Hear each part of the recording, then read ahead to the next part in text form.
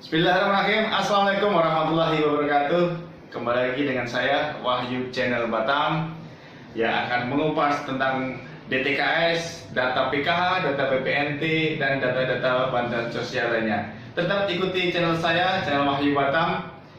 Jangan lupa di like, subscribe, and share.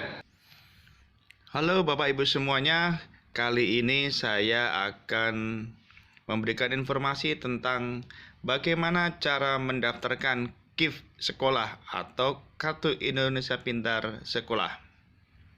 Sebagaimana kita ketahui bersama bahwa pemerintah pusat, pemerintahan Joko Widodo sudah membuat program Indonesia Pintar sebagai langkah pemberian pendidikan yang layak kepada anak. Setiap anak di Indonesia berhak untuk mendapatkan pendidikan yang layak. Hal ini ditulis pada Undang-Undang Nomor 39 Tahun 1999 tentang Hak Asasi Manusia Pasal 60. Setiap anak berhak untuk memperoleh pendidikan dan pengajaran dalam rangka pengembangan pribadinya sesuai dengan minat, bakat, dan tingkat kecerdasannya. Bapak Ibu, berikut ini informasi yang perlu diketahui tentang program Indonesia Pintar dan Kartu Indonesia Pintar, termasuk cara membuat KIP atau mendaftarkan KIP. Sebelum kita berbicara mengenai cara mendaftar KIP atau cara membuat KIP, kita perlu tahu dulu apa itu Kartu Indonesia Pintar dan apa itu program Indonesia Pintar. Melalui Kartu Indonesia Pintar atau KIP adalah pemberian bantuan tunai pendidikan kepada anak usia sekolah usia 6 sampai 21 tahun yang berasal dari keluarga miskin dan rentan miskin, termasuk pertama, pemilik KKS atau Kartu Keluarga Sejahtera. Yang kedua adalah peserta program Keluarga Harapan alias PKH. Kemudian anak yatim piatu, penyandang disabilitas, yang terakhir adalah korban bencana alam atau musibah. Bapak Ibu juga perlu mendapat informasi juga, PIP ini merupakan kerjasama 3 kementerian di negara Indonesia, yaitu Kementerian Pendidikan Kebudayaan atau Kemendikbud, Kementerian Sosial atau Kemensos, dan Kementerian Agama alias Kemenak. Selanjutnya Bapak Ibu perlu ketahui juga bahwasanya dana PIP ini dapat digunakan untuk membantu biaya pribadi peserta didik atau anak sekolah, seperti membeli perlengkapan sekolah, sepatu, tas, dan sebagainya, untuk uang saku dan biaya transportasi, serta biaya praktik tambahan, serta biaya uji kompetensi. Sementara kartunya itu sendiri atau KIP itu diberikan sebagai penanda ataupun identitas penerima bantuan pendidikan PIP. Kartu ini memberi jaminan dan kepastian kepada anak-anak usia sekolah agar terdaftar sebagai penerima bantuan pendidikan. Penting untuk dicatat Bapak Ibu bahwa setiap anak yang menjadi penerima bantuan pendidikan PIP hanya berhak mendapatkan 1 KIP alias Kartu Indonesia Pintar. Baiklah Bapak Ibu, mungkin sudah nggak sabar lagi bagaimana cara itu mendapatkan KIP atau cara membuat KIP atau cara mendaftar untuk mendapatkan Kartu Indonesia Pintar. Ada beberapa berkas yang Bapak Ibu perlu persiapkan untuk membuat KIP ini.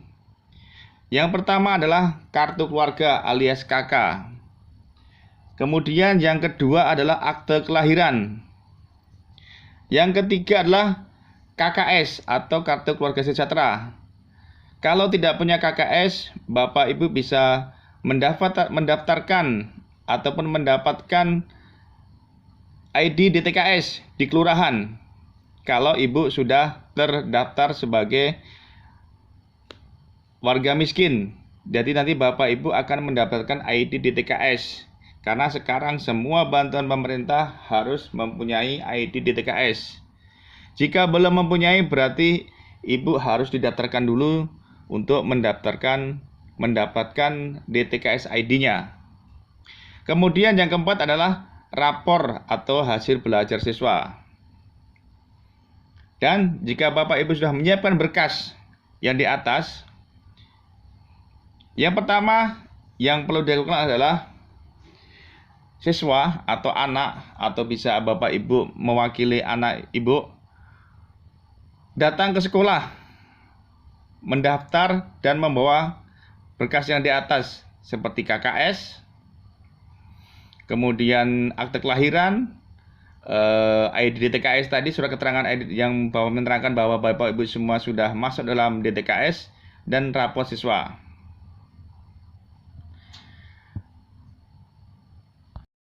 Jadi yang perlu dilakukan untuk pertama kali adalah Bapak Ibu datang ke sekolahan untuk mendaftarkan siswanya, untuk mendaftarkan KIP atau Kartu Indonesia Pintar atau program Indonesia Pintar dengan membawa berkas yang sudah saya sebutkan tadi di atas.